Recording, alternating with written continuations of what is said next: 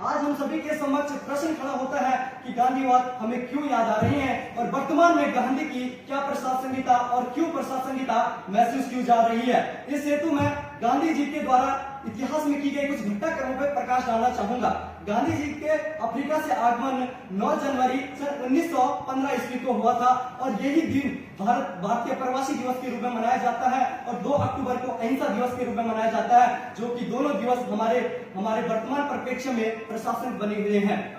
अगर मैं बात करूं गांधी जी की, सर्वप्रथम गांधी जी ने चंपारण सत्याग्रह 1917 में, अहमदाबाद सत्याग्रह 1918 में, खेड़ा सत्याग्रह 1918 में, असहयोग आंदोलन अगस्त 1920 में, इसी प्रकार से सवर्ण अवज्ञा आंदोलन और दांडी मार्च गुजरात में 12 मार्च 1930 से लेकर 6 अप्रैल 1930 के बीच में, इसी प्रकार से गांधी एवं समझौता 1931 में, उसी प्रकार से पुणे पैक्ट 1932 में और उसी प्रकार से भारत छोड़ो आंदोलन 1942 में, और इसका परिणाम स्वरूप हमें 1947 में हमारा देश आजाद हो गया। और ये सिर्फ और सिर्फ गांधी जी ने सत्य और अहिंसा के मार्ग पे चलकर हमारे देश को आजादी दिलाई थी, सिर्फ और सिर्फ सत्य और अहिंसा के मार्ग पर और सत्याग्रह के मार्ग पर। अगर मैं वर्तमान परिप्रेक्ष्य में बात करता हूं तो महात्मा गांधी जी का पर्यावरण के क्षेत्र में कहना था कि हमें सिर्फ पर्यावरण से उतना ही लेना चाहिए जितना कि हमें आवश्यकता है, लेकिन वर्तमान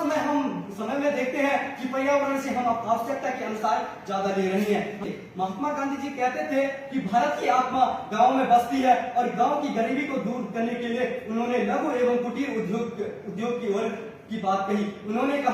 उन्होंने खादी, चरखा और सूत का अपने पर विशेष ध्यान दिया। अगर मैं वर्तमान परिप्रेक्ष्य में बात करूं तो उत्तराखंड की एक जनजाति भोटिया जनजाति जो है, जो भागीरथी के उत्तरकाशी में भागीरथी घाटी में जाट जनजाति, चमोली के अलकनंदा घाटी में मार्शा पोजा जनजाति और पिथौरागढ़ की काली नदी घाटी में जोहारी, चौंदासी,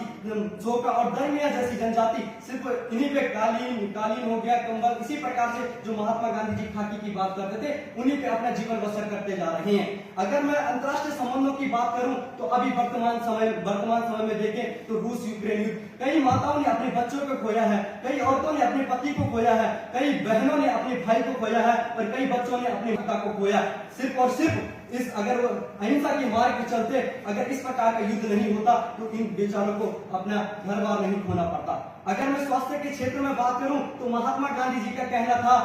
कि स्वास्थ्य ही वास्तविक धन है, ना कि सोना चांदी के टुकड़े। लेकिन हम वर्तमान परिप्रेक्ष्य में देखूं तो अधिकांश लोग अपने स्वास्थ्य को दरकिनार करके सोना चांदी और पैसे के पीछे पड़े रहते हैं। महात्मा गांधी जी का कहना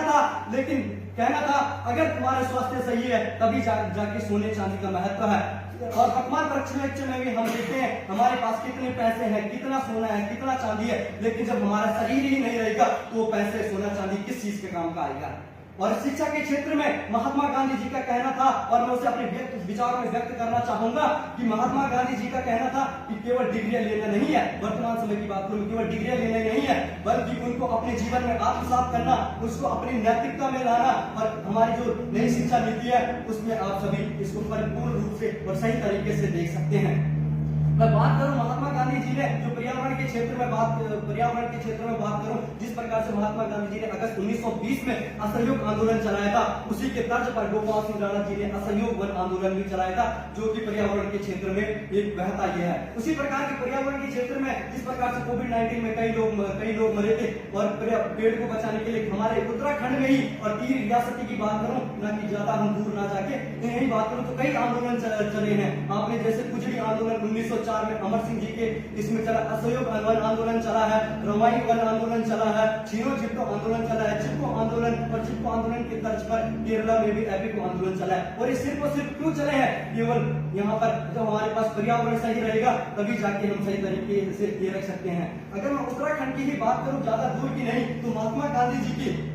प्रासंगिकता यहाँ पर सिद्ध हो जाती है कि अभी हम उत्तराखंड में भी देख सकते हैं। आप उत्तराखंड के इतिहास में और उत्तराखंड के जनरल नॉलेज में पढ़ते होंगे कि उत्तराखंड के गांधी के रूप में इंद्रमणि बडौनी जी, कुमाऊं के गांधी के रूप में देवकीनंदन पांडे जी और पहाड़ के गांधी के रूप में जसवंत सिंह बिष्ट जी, और इसी प्रकार से उत्तराखंड में गांधीवादी आंदोलन और गांधीवादी विचारों को सुचारू रूप से चलाने वाले प्रथम व्यक्ति प्रयागराज पंत जी है। इन सभी को अगर हम सही तरीके से सही तरीके से घटनाक्रमों को और वर्तमान परिप्रेक्ष्य को देखें तो महात्मा गांधी जी की प्रासंगिकता सिद्ध होती है और इसी जाके महात्मा गांधी की जो विचार है और महात्मा गांधी के जो दर्शन है उसको आत्मसात करने की बारी आ रही है। अगर मैं विज्ञान और प्रौद्योगिकी के क्षेत्र में बात करूं तो यहाँ पर जो महात्मा गांधी जी के सत्य और अहिंसा की जो बात है वो बिल्कुल खंडित होती जा रही है। उसी प्रकार से 1945 का जब जापान और अमेरिका का युद्ध चलता है तो अमेरिका के द्वारा परमाणु हथियार है वो नागासाकी और हिरोशिमा में, जहां पर आज भी कई बच्चे 1945 में वहां पर परमाणु बम गिराया था,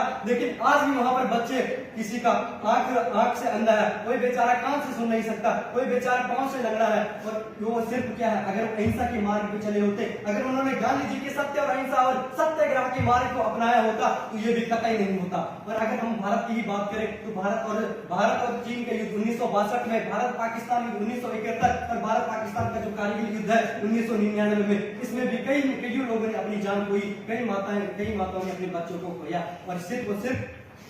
अगर अहिंसा के मार्ग में चलते तो अवश्य ही इस प्रकार का हमारे सामने परिणाम नहीं होता। और आप सभी इन सभी जो घटनाक्रम है और जो वर्तमान परिप्रेक्ष्यों की मैंने आप सभी के समक्ष उदाहरण रखे, इन सभी से सिद्ध होता है कि वर्तमान समय में महात्मा गांधी जी के दर्शन और विचारों को क्यों आत्मसात करना जरूरी है। इन्हीं शब्दों के साथ मैं धन्यवाद करता हूं। जय हिंद, जय भारत, जय उत्तराखंड।